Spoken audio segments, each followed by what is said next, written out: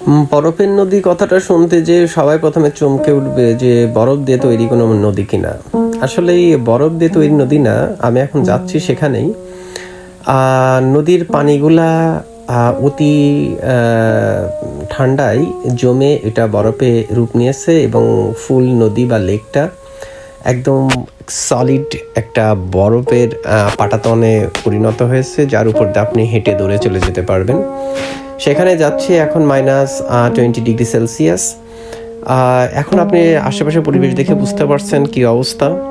চারিদিকে একদম বরফে সাদায় সাদা হয়ে গেছে।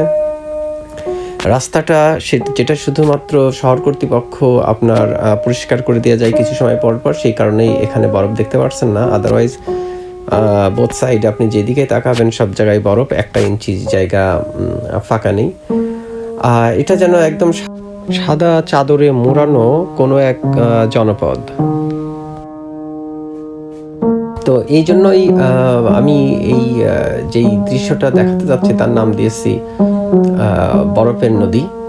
তো বরফের নদী না, আমার কাছে মনে হয় বরফের সাগর বললেও চলে।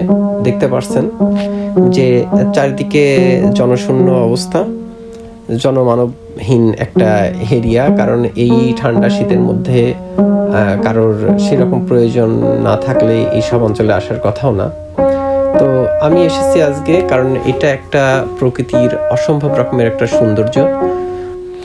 এটা যতটা সুন্দর ঠিক ততটাই ভয়ঙ্কর, কারণ আপনি কখনো স্লিপ করে যদি একবার ভেতরে যান আর বরফটা ফেটে যদি ভিতরে চলে যান, এটা থেকে বের হয়ে আসা প্রায় অসম্ভব।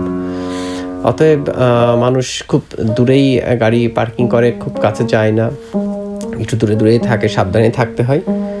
তো আমিও ঠিক সাবধানতার সাথেই একটু কাছে যাওয়ার চেষ্টা করছিলাম, কারণ এটা ভয়ঙ্কর সুন্দর যেই বিষয়টা সেটা আমাকে হাতছানি দিয়ে রাখছিল, যার কারণেই ভয়টাই উপেক্ষা করেই যতটা কাছে যাওয়া সম্ভব চেষ্টা করলাম।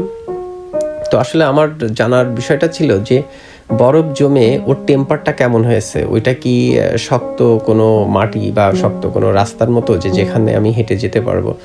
তো এখানে পাথরগুলো আটকে গেছে বরফে। তো আমি সেই পাথর ছুঁড়ে ছুঁড়ে এগুলো পরখ করার চেষ্টা করছিলাম। সত্যি এগুলো একদম আপনার সেই টাইলস বা আমাদের সেই কনক্রিটের রাস্তার মতো এগুলা শক্ত।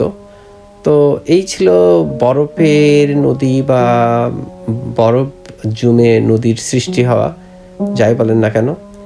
তো অসম্ভব ঠান্ডা এখন, আর দৃশ্যটা অসম্ভব রকমের সুন্দর, যেটা আসলে অন্য কোনো দেশ যেখানে বরফের অস্তিত্ব নাই বা যেখানে মাইনাসে যায় না আবহাওয়ার তাপমাত্রা, সেখানকার মানুষগুলা বা যারা আসেনি এই রকম কোনো পরিবেশে, তারা হয়তো এটা গেস করতে পারবে না।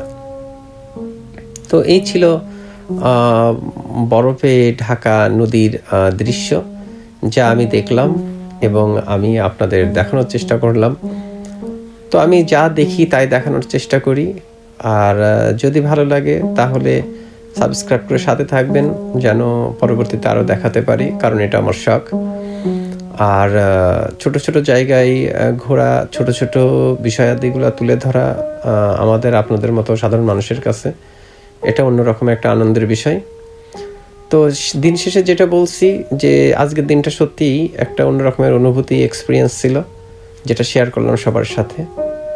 তো আশা করি সবাই ভালো থাকবেন, নিজের দিকে খেয়াল রাখবেন, ঠান্ডা থেকে খুব সাবধান, -20। তো ততক্ষণ ভালো থাকেন, আল্লাহ হাফেজ।